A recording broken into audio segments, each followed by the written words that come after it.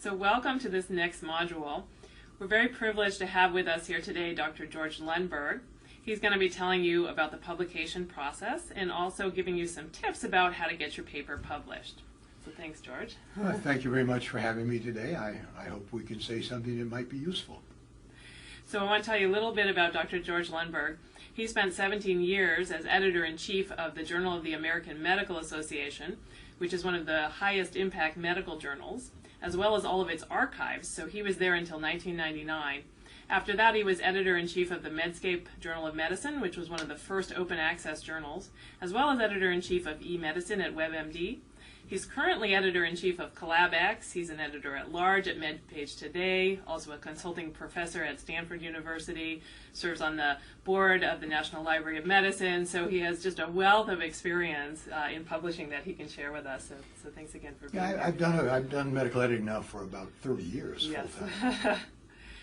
So I'm going to just start with a question here. Besides good science, what key elements are journal editors looking for in a paper? They want papers that will make their journal look good. So one of the key points for an author is to figure out where is the best fit for the product the author is producing in the medical literature. And that is a moderately complicated process, but a lot of authors just want to go for high impact journals but that depends on what they're looking for. If the author is looking for sensational information, something important for the CV, something that's great to hang the next grant application onto, that's one thing. If the author is interested in influencing the field, that might be an entirely different journal to pick. Yeah. So is the author interested in the readership? Who does the author want to have read the journal? I mean, the readers read some journals, they don't read other journals. So a lot of this has to do with the matching process between what the editor is looking for, what that journal likes to publish, and what the author is trying to accomplish by the publication. So do you as an editor spend a lot of time when paper comes in sort of figuring out in your own head of, is this the right fit for the science that was done, and it's the right fit for our journal? That's what one does actually from the very beginning. A paper comes in, whatever editor is assigned to handle it. In the big journals, there are lots of editors, and the editor-in-chief tries to get that editor who has the most knowledge in that particular subject area to handle the paper. And that editor then is assigned the paper, and that editor, because of that amount of knowledge, has the authority to reject without consulting anyone. And in the big journals, that's 50–60% of articles that get right there before they're ever seen by another pair of eyes. There's a risk involved there. What if this editor is biased? What if this editor is not knowledgeable in that area?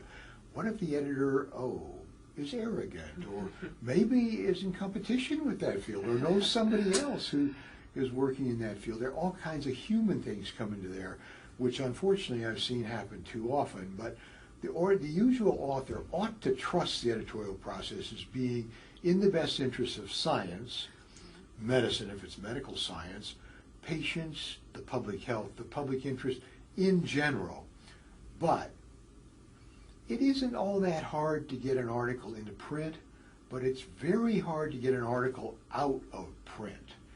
That's a really good point. So the authors, especially young authors, should view this issue of the review process, the editorial process, is designed to keep egg off of their face. Yeah. And be thankful for help in making the manuscript better, or maybe even making it never be seen by anyone else. I think that's a really good point, that viewing the whole publication process as a way to improve your article and improve for the reader and for the author. Yeah, yeah. So that's what the review process is all about. Yeah, good, good. And what do you think is the #1 mistake that scientists make when they're submitting their paper for publication? I would say that if they picked a proper journal, the best journal for it, which may be the #1 mistake, not picking the best journal and being rejected at that point. But beyond that one, which we've already mentioned, I think writing it too long is a very, very common mistake. Another very common mistake is not writing it for that journal by following the instructions for authors. All journals have instructions for authors. Some of them publish them every issue. Some publish them once a year. Now, in the age of the internet, it's easy to find the instructions for authors. So many authors don't find them, and if they find them, they don't follow them. And the editor can smell that immediately. If this person didn't follow the instructions for authors, the editor wonders, well, if this author can't even follow the instructions for authors, why should I believe the content of the science? Maybe they're not very careful with the science either. So follow the instructions for authors. As I say, try to get the right journal, follow instructions for authors. Don't write it too long, and don't draw conclusions that go beyond the data. Great point. Yeah. That's a very common problem. Good. Sorry you asked for one. No, I those gave are you all several, but fantastic they're all tips. vying Yeah. for number one. Yeah, great. No, those are really great. And sort of along those same lines, what can authors do to increase their chances of getting published, in a higher impact journal, or, even just getting published if you're starting out? Be humble, but don't be excessively humble. Be willing to take chances, but realize if you take a chance, you may have to come back and try it again in some other place. Shoot high, but why would you want to shoot for the moon with one of the 3 or 4 or 5 top journals in the world if you really know that your paper isn't quite up to the level that you see published in that journal all the time? So I think, as I've already said, try to figure out the right venue where there'll be a reading audience that is what you're trying to reach, that would be sympathetic to your topic and what you're trying to say. And then follow the instructions for authors. Really do. Yeah. And once you've done that, have tried to write it concisely, that's pretty good. Now, if you have a lot of co-authors, that's good, but it's also hard because they all have to agree on the final product. If you don't have many co-authors, I recommend that when you think you're finished and ready to send that paper in, don't. Instead, stick it in a drawer or on your computer, turn off the computer for a day or two. I know you're really hot to trot, but let it cool. Then go back and pretend you're the meanest editor in the world and see whether you, the meanest editor in the world, really think this is a really good paper. And if not, see how it could be made better. And then choose your own reviewer, at least 1 or 2, whom you know, and ask them to tell you what they really think about the paper. And then when they tell you, remember you asked them to tell you what they really think about the paper, because you want them to tell you the truth so you can make the paper better. Those are some of the hints on the early side. Yeah, that's great advice, I think, spending that time to go back and look at it. And we've been talking a lot in this course about being concise, so also going back and cutting down your work and having somebody else read it to get that outside feedback. Yeah, it's real. And I was hoping you'd give some advice, especially to young scientists. So since a lot of the class are younger scientists who are kind of just starting out, having the first experiences with trying to get a paper published, is there some advice specifically for the younger folks in the class? Well, the young scientist who wishes to be a scientist obviously knows it's publish or perish. Unfortunately, a lot of people publish and they perish anyway. But that's another side of the story. But be suitably in awe of the scientific enterprise so that you're very careful, but don't be excessively put down by it. Because if you have confidence in what you're doing, and others around you who have knowledge about it and who are honest also have confidence in what you're doing, don't be afraid. But also don't expect to hit the moon the first time. Yeah, so one of the questions I wanted to ask you is to give some advice. Let's say you're a first-time author and you get rejected. Is there some encouraging words you can give for a first-time author who gets the first thing they submit gets just sent back as an outright rejection? No one likes rejection. Yeah. Everyone experiences it. Well, for example, I tried to get into medical school 3 years in a row before I was finally accepted to medical school. And I didn't like that rejection, but I figured I really wanted to be a doctor, and I figured I had what it took, but the admissions committee just didn't understand that yet. So you go back and figure, what did I not do the way it is? How can I make things better? So accept rejection as a real likelihood. When you look at a journal, a high-impact journal like New England Journal JAMA or the Lancet, you're looking at rejection rates for unsolicited manuscripts on the range of 95%. 5%, wow. So most likely the people who are watching us talk know a little bit about statistics, and if they're 95%, that means it's hard. Yeah. And it is hard. The journals that are not that hard to get into have much lesser rejection rates, all the way up to rejection rates in the 5, 10, or 15% range.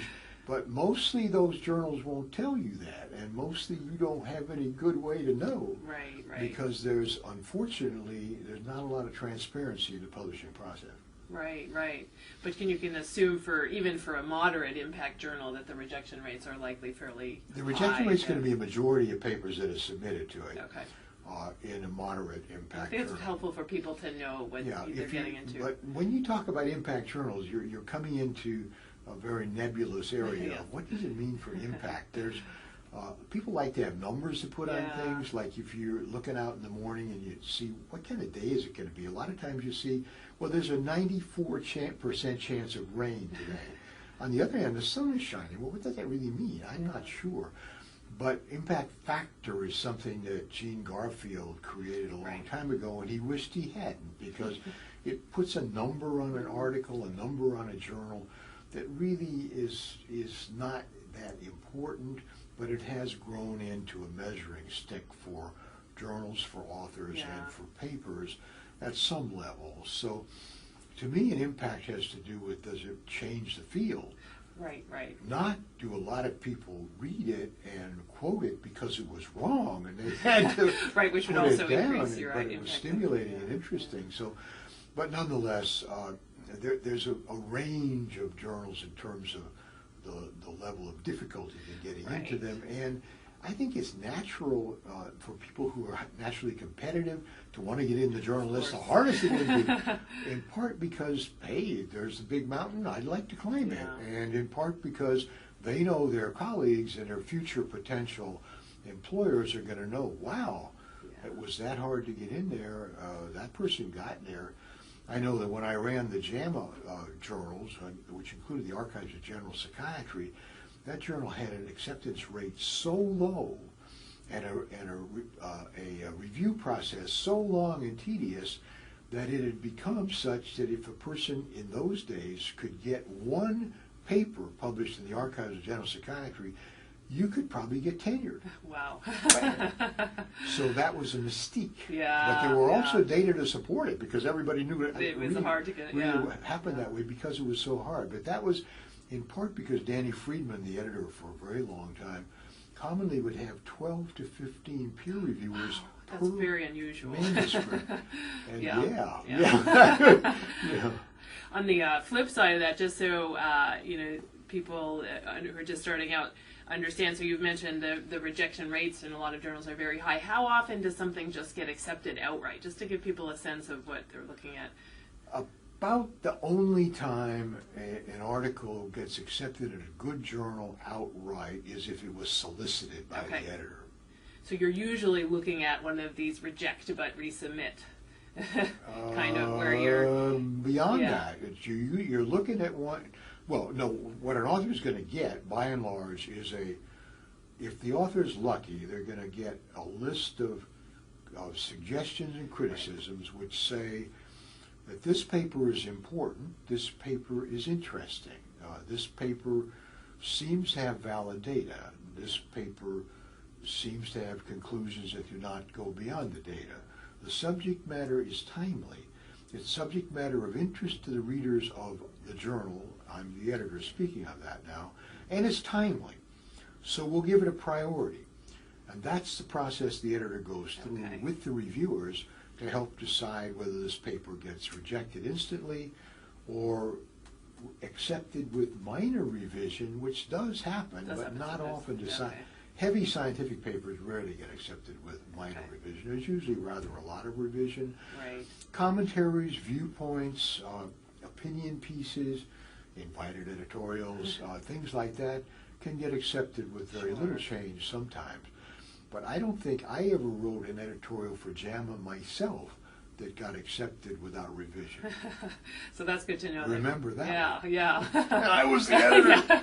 But I was generally intelligent enough and humble enough to let somebody else look at my stuff before I publish it, because I want somebody else to see it. And fortunately, that kept egg off my face most of the time. Right, Not right. always.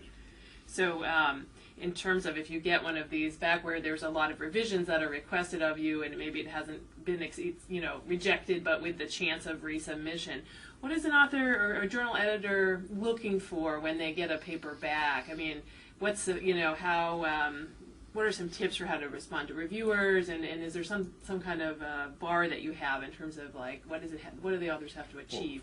Well, first off, the authors should be very pleased if the journal that they want their paper published in comes back and says, we're interested in this paper, and if you will do this, this, this, this, and this, we'd be happy to look at it again, but it is subject to additional review. Many authors think, they make the jump, the assumption that if they do what they're told to do, it will be accepted like that. No, it's always subject to additional review, but it's encouraging. Yeah. If an editor sends back such a review and has 2, 3, 4 reviewers, all of whom, anonymously usually, have listed what they think about the journal, about the article, and how it can be made better, and the editor has decided that these things can be encountered, they can be dealt with. Now, the author doesn't have to do everything the reviewers say, because the author may disagree strongly with some points, but the author either has to do everything the reviewers say or has to argue effectively as to why they did not do what the reviewers said, and then that's okay. But to do this, all of the authors, if there are many, although hopefully there'd be one who would take the lead, need to go through the reviewer comments and, in the process of making the revision, write a cover letter for the revision that takes every reviewer comment and indicates how it was dealt with. For example, we did this, page 2. Or we didn't do this because this reviewer really doesn't understand, the science is different from what that reviewer thinks, see this reference. Or something Very like specific, that. Item by item, so that the cover letter could become as long as a manuscript, but the editor is going to look at that and going to see, ooh, this was well done. But you better do what you say you did, because the editor is going to go back and see if that's you a really good point. did Yes. what you say you did. And I have to tell you, Kristen, sometimes authors don't. They said they did it, but if you check I it, have reviewed they papers really didn't do where that. that's been the case. Yeah. Now, the stupidest thing an author or group of authors can do, in my view, is to take a manuscript that's been rejected but has been encouraged to be revised, get angry, get on your high horse and say, I know better than those reviewers, I don't want to go there anyway, we'll send it to another journal, and it's so much trouble to go through all those revisions, we're just going to send it on to another journal and see how it goes there. It's really stupid for a lot of reasons, because most likely those reviewer comments are useful and can make the paper better. And second, it's entirely possible that that second journal is going to send the article to the same reviewer who saw it the first time. And I've had articles come back, me, the editor, from reviewers said, I already reviewed this paper for the whatever journal, and I recommended it be revised and at value, but there had to be a lot of changes. And I can't, it looks to me like they haven't done anything. That editor kills that paper so fast, no chance, over. So you have to be, if you're not going to make a revision on it, you're going to have to be awfully lucky about where you send it the next time around. And you're really stupid if you do that. That's very good tip. And what key changes do you anticipate are going to occur in the publication process over the next decade? I think we're sort of in an era where a lot of things are changing, and I was hoping to kind of get from you what you think it's going to look like. Yeah, Dylan is going to be in San Francisco later this month. Dylan Bob, not Dylan Thomas, the great Welsh poet. When the time they are changing. Oh, yeah.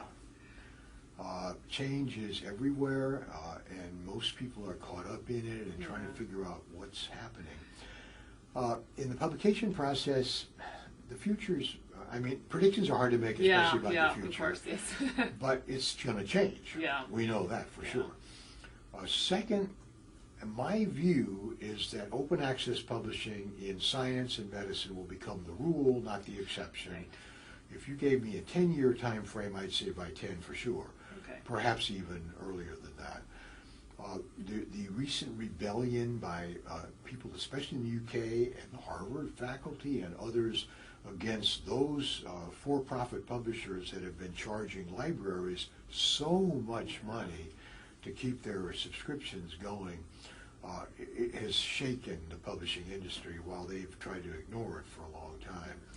So open access publishing, of which I'm pleased to have been a pioneer a long time ago, 1999, actually, early on, before the PLOS was even a dream in Harold Lawrence's mind.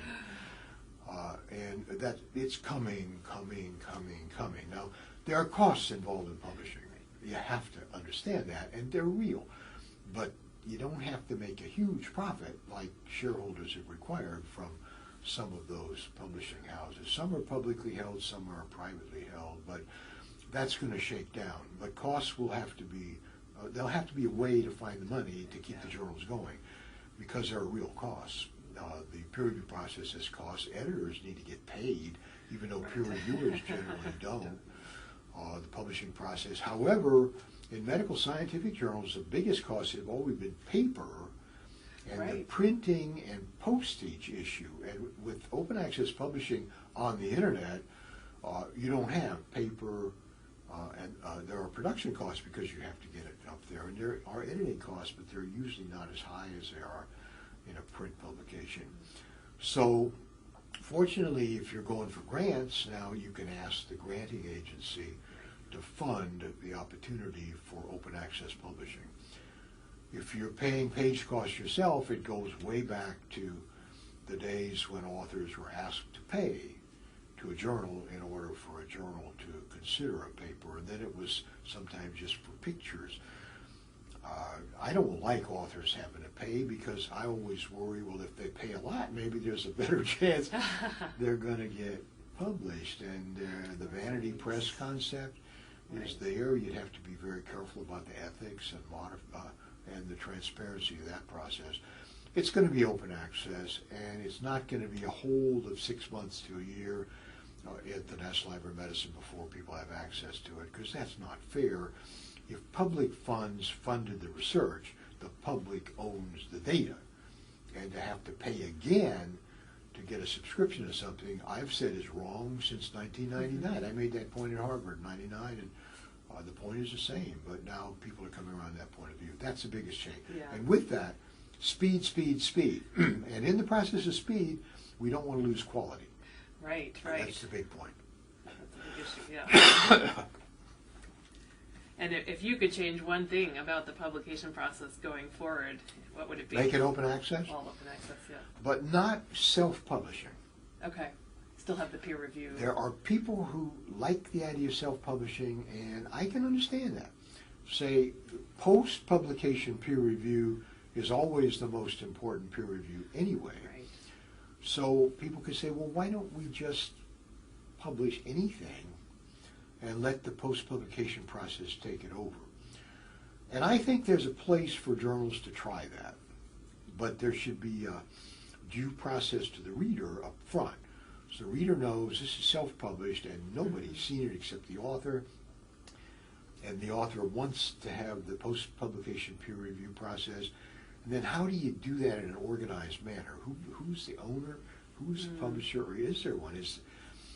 Blogging, I predicted that blogging would be the end of the world in terms of any kind of trust in anything, because a blogger is the author, the copy editor, the peer reviewer, the final editor, the advertiser, the public relations director, all of these things all at the same time. And how can you trust that? I couldn't believe that would ever be possible. And yet, the market is shaking it down so that there are bloggers you can trust and there are bloggers you can't. And that's from post-publication peer review. You look at something like the healthcare blog, And the stuff that appears in a healthcare blog, by and large, has been written by people reviewed by nobody except the editor who does agree or disagree or not agree to publish it. But it can be published very quickly, and then it stands on its own merit with the name of the author. If the author hasn't faked it, that's the other problem. You can fake it. And if there's not an editor shaking down who the real author is, how do you even know it's that person? Right. You could fake the whole thing. So but I was wrong. A lot of blogging has worked very well. Yeah. And so I don't know. As I say, the future's not that easy to predict. Yeah, great. But it's going to change, and it'll change a lot. Yeah. If you can give any last tips to the class, again, a lot of people trying to get published for the first time or learning. Follow the instructions for authors. Try to choose a journal that fits your study, your paper. Try to do what the editor wants you to do before the editor has even asked you, and that's the instructions for authors. And then have a couple of your colleagues who are your friends, who want to remain your friends, tell you what they think before you actually send it in. And then wait and see. I had the amazing good fortune to send my first paper with 3 co-authors to the New England Journal of Medicine, first ever, and it was accepted. Wow. With very little revision. Wow. But it was a spectacular paper based on cases. Yeah. The cases were remarkable cases, and the editor understood that. But that's not what the average author is going to be likely to experience. Great. Okay. Well, thank you so much, Dr. George Lundberg, for being here with us today. I appreciate that very much, and thank you for bearing with us.